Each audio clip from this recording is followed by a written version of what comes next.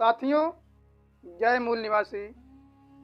साथियों, मूल निवासी बहुजन समाज के SC ST OBC के लोग जो बहुतांश पढ़े लिखे हैं और विशेषतः अधिक पढ़े लिखे लोग हैं, उन लोगों को ये मालूम चलता है कि आरक्षण बैसाखी है, भीख है, लाचारी है। लेकिन आरक्षण बैसाखी, भीख और लाचारी नहीं है, बल्कि हमारे मूल निवासी बहुजन समाज के महापुरुषों के संघर्षों का परिणाम है। जिस प्रकार से हमें हवा और पानी मुफ्त में मिल जाती है और सूर्य का प्रकाश मुफ्त में मिल जाता है, तो हमको इसका कद्र महसूस नहीं होती है। उसी प्रकार से आरक्षण भी हमको मुफ्त में मिल गया है, इसीलिए इसका कद्र हमें महसूस नहीं होता है। साथियों, इसके लिए डॉक्टर BR अम्बेडकर, फूले, पेरियार, EB रामास्वामी नायकर और ज्योतिबा फूले जैसे महान समाज सुधारक महापुरुषों ने 1848 से 1956 तक यानी 108 वर्षों तक इसके लिए संघर्ष किया, तब जाकर के हमको आरक्षण मिला। आरक्षण कोई दान, दया और भीख नहीं है।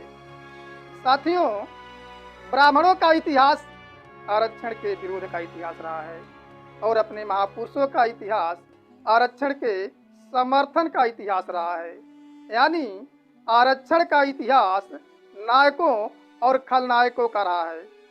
आज ब्राह्मण हर एक पार्टियों में रहते हुए भी एक हैं और हम एक पार्टी में रहते हुए बिखरे हुए हैं। इसीलिए उन लोगों में एकता होती है और हमारे अंदर अनेकता होती है। हमें अपने दोस्त और दुश्मन की पहचान करना चाहिए कि हमारा दोस्त कौन है, हमारा दुश्मन कौन है। दोस्तों, आज कांग्रेस, BJP, मार्क्सवादी कम्युनिस्ट पार्टी, चाहे शिवसेना की पार्टी हो, ये सभी लोग आरक्षण के मुद्दे पे आज भी विरोध करते चले आ रहे हैं और पहले भी विरोध करते चले आ रहे हैं। यदि मान लीजिए आरक्षण बैसाखी रहता, लाचारी रहता, भीख रहता, तो क्या लोग ऐसा करते? नहीं करते। यानी ये रिप्रेजेंटेशन का मामला है, भागीदारी का मामला है, शासन प्रशासन में हिस्सेदारी का मामला है। ये आरक्षण कोई दान, दया और भीख नहीं है। इसके लिए हमारे समाज के जितने भी लोग हैं, खास तौर से जो आरक्षण का लाभ लेकर के संपन्नता की स्थिति को प्राप्त हो चुके हैं, उनको इस बारे में सोचना चाहिए, विचार करना चाहिए। इसके लिए आरक्षण को बचाने के लिए आंदोलन करना चाहिए। साथियों, पहले भी आरक्षण का विरोध किए थे ब्राह्मण और आज भी कर रहे हैं। जब छत्रपति साहू जी महाराज ने 26 जुलाई 1902 को अपने जन्मदिन पे SC ST OBC के लोगों को, शूद्रों को, अति शूद्रों को 50% आरक्षण दिया, तो उसका विरोध करने के लिए एक वकील ब्राह्मण जिसका नाम है गणपत राव अभयंकर, वो एडवोकेट गणपत राव अभयंकर कौन है? जो मैंने प्यार किया पिक्चर है, उस पिक्चर के नायक सलमान खान का जो नायिका भाग्यश्री है, उसी का परदादा है। वो आरक्षण का विरोध करने के लिए सांगली से कोल्हापुर चला गया, यानी 54 किलोमीटर दूर चला गया। तो छत्रपति साहू जी महाराज, चूंकि ये जमीनी नेता थे, हवाई नहीं थे, जमीनी समाज सुधारक थे, वे विदेश फॉरेन रिटर्न भी थे। वे ब्राह्मणों के चाल को, कुटिल चाल को समझ गए। उस ब्राह्मण का जो अभयंकर था, उसके कुटिल चाल को समझ गए और वो अपने अस्तबल में ले गए। अस्तबल में बहुत सारे घोड़े थे। वे घोड़े बड़े चाव से अपने मुंह पे बधे हुए चाने को खा रहे थे। तो उसको दिखाने के लिए राजर्षि छत्रपति साहू जी महाराज ले गए। वो अभयंकर भी देखा और छत्रपति साहू जी महाराज भी देखा कि उनके मुंह पे जो चना बधा है घोड़ों के, ये बहुत चाव से खा रहे हैं। फिर क्या हुआ? छत्रपति साहू जी महाराज ने अपने कर्मचारी को आदेश दिया कि जितने भी घोड़े के मुंह पे थैला बंधा है चना का, उस चने को निकाल करके एक जगह जमीन पे दरी पे गिरा दो। और कर्मचारी वैसा ही किया।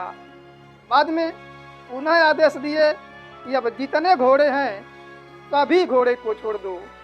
तो कर्मचारी ने सभी घोड़े को छोड़ दिया और जैसे घोड़े को छोड़े वैसे हट्ठे कट्ठे तंदुरुस्त मुस्तंडे घोड़े चने पे टूट पड़े। और जो गरीब लाचार कमजोर बीमार घोड़े थे एक किनारे खड़ा होकर के तमाशा देख रहे थे।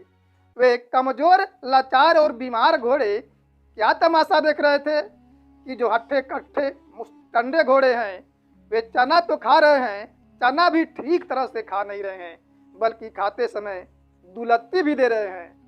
तब कमजोर लाचार और बीमार घोड़ों ने फैसला किया कि यदि हम इनके बीच में जाते हैं, इन मुस्तंडों के बीच में जाते हैं, तो चना मिलना तो बहुत दूर की बात है, दुलत्ती अलग से मिलेगी, इसलिए यहाँ पे जाना ठीक नहीं है। उन लोगों ने न जाने का निर्णय लिया। तब छत्रपति साहू जी महाराज ने अभयंकर से कहा कि अभयंकर, अब बताओ मैं इन कमजोर घोड़ों को क्या करूं? क्या इनको गोली मार दूं? अरे इसीलिए तो मैंने इन सभी के हिस्से के चने को उनके मुंह पे बांध दिया था कि कोई एक दूसरे का हिस्सा न खा सके। उसी प्रकार से मैं जो अपने राज रियासत में जो आरक्षण दिया हूँ, जो SC ST OBC के लोग हैं, कमजोर हैं, उन अवर्णों का हिस्सा समण हड़प न ले, खा न ले, यही आरक्षण है। तूने पशुओं के व्यवस्था को इंसानों पे लागू किया है और हमने इंसानों के व्यवस्था को पशुओं पे लागू किया है। जातियां इंसान में नहीं होती है, जातियां पशु में होती है। तो छत्रपति साहू जी महाराज जो आधुनिक भारत के सबसे पहले ऐसा राजा हुए जो अपने रियासत में 50% आरक्षण देने का काम किया। और ज्योतिबा राव फूले के संकल्पना, आरक्षण के संकल्पना यानी आइडिया ऑफ रिजर्वेशन, व छत्रपति साहू जी महाराज का आरक्षण पे अमल यानी इम्प्लीमेंटेशन ऑफ रिजर्वेशन को बाबा साहब डॉक्टर BR अम्बेडकर ने जैसे संविधान लिखने का मौका मिला, उन्होंने नीति का निर्धारण करके कानून बना दिया, यानी फंडामेंटल राइट बना दिया, मौलिक अधिकार बना दिया। तो idea of reservation Jyotiba Rao Phule के दिमाग में आई, तो practical of reservation Sahu ji Maharaj किए और पॉलिसी ऑफ रिजर्वेशन बाबा साहब डॉक्टर BR अम्बेडकर किए। तो ये तीनों महापुरुष अलग अलग समुदाय के थे, लेकिन एक समुदाय के लिए नहीं, सभी मूल निवासी बहुजन समाज की लड़ाई लड़ी। बाबा साहब डॉक्टर अम्बेडकर ने 664 रियासतों के 664 रियासतों में से केवल एक रियासत के आरक्षण को पूरे भारत में लागू करवा दिया और संविधान के अनुच्छेद 340 के तहत OBC को 52% आरक्षण देने का काम किया। संविधान के अनुच्छेद 341 के तहत अनुसूचित जाति यानी SC को 15% आरक्षण देने का काम किया और संविधान के अनुच्छेद 342 के तहत जो आदिवासी जातियां हैं उनको 7.5% आरक्षण देने का काम किया और OBC को जैसा कि मैं कहा हूँ 50% नहीं बल्कि 52% आबादी के अनुपात में भागीदारी का सिद्धांत है, तो उनको 52% दिया गया है। ये तो सुप्रीम कोर्ट के निर्णय के द्वारा 16 नवंबर 1992 को जो सुप्रीम कोर्ट का निर्णय दिया गया उसके द्वारा बेईमानी करके 27% केवल मात्र OBC को दिया गया है। और संविधान के अनुच्छेद 46 के तहत जो घुमंतु जातियां हैं, जो भूतपूर्व क्रिमिनल ट्राइब जातियां हैं, ANT, DNT, BGNT, जो खाना बदोशी जीवन जीते हैं, उनके लिए आबादी के अनुपात में भागीदारी दिया गया है। बाबा साहब डॉक्टर BR अम्बेडकर आरक्षण का व्यवस्था किया है। तो आरक्षण कोई दान या भीख नहीं है, बल्कि मूल निवासियों का मूल अधिकार है, जो हमारे महापुरुषों ने 108 वर्षों तक संघर्षों करके बहुत मुश्किल से आरक्षण को हमें दिलाए हैं।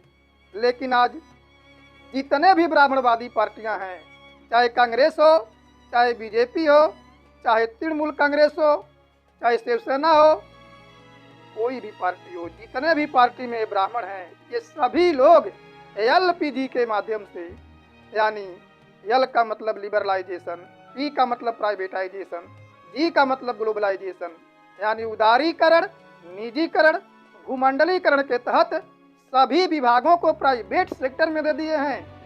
और प्राइवेट सेक्टर में नौकरी ही नहीं है, न रही बांस न बजी बांसुरी। जब आरक्षण ही नहीं रहेगा तो नौकरी कहाँ से पाओगे। तो दोस्तों, ये सब बिना संविधान में संशोधन किए, बिना संविधान को हाथ लगाए हमारा आरक्षण समाप्त कर रहे हैं और ज्यादातर सफल भी हो गए हैं। ऐसे स्थिति में अब हम लोग क्या करें? एक ही उपाय है कि जितने भी मूल निवासी बहुजन समाज के लोग हैं, मूल निवासी 85% के लोग जब तक इकट्ठा होकर के विशाल राष्ट्रव्यापी आंदोलन नहीं करते हैं, तब तक हमारी समस्या का समाधान होने वाला नहीं है। क्योंकि ब्राह्मण हमारा सत्यानाश करने के लिए 24 घंटा काम कर रहा है। यदि हम इसी प्रकार से कुंभकर्णी नींद में सोए रहे तो जिला व्यापी आंदोलन भी नहीं कर सकते हैं। राष्ट्रव्यापी आंदोलन की बात तो बहुत दूर है। तो दोस्तों, हमें चाहे किसी भी तरह से, हम जानते हैं हमारी समाज की हालत खराब है, रोज कमाने वाले खाने वाले हैं, हैंड टू माउथ है, किसी के पास पैसा नहीं है भाड़ा किराया के लिए कि आंदोलन में जाए। लेकिन नहीं, इसी समय में से समय निकालिए। कब आपके पास इतना पैसा होगा, इकट्ठा होगा कि आप लोग आंदोलन करेंगे, राजनीति में जाएंगे? कब इतना होगा? तब तक तो समय निकल जाएगा, उम्र ढल जाएगी, आप में जो जज्बा है वो समाप्त हो जाएगा। एक उम्र का तकाजा भी होता है। इसलिए दोस्तों, जिस भी हालत में हैं, उस हालत में आप लोगों को सड़कों पे निकलना होगा, तभी जा कर के हम अपना अधिकार बचा सकते हैं। क्योंकि ये हमारा मौलिक अधिकार है। आरक्षण कोई भीख नहीं है, कोई दान दया भीख नहीं है, ये नौकरी की भी मामला नहीं है, ये प्रतिनिधित्व का मामला है, रिप्रेजेंटेशन का मामला है। तो दोस्तों, आप लोगों ने हमारी बात को ध्यानपूर्वक सुना, इसके लिए धन्यवाद। जय मूल निवासी।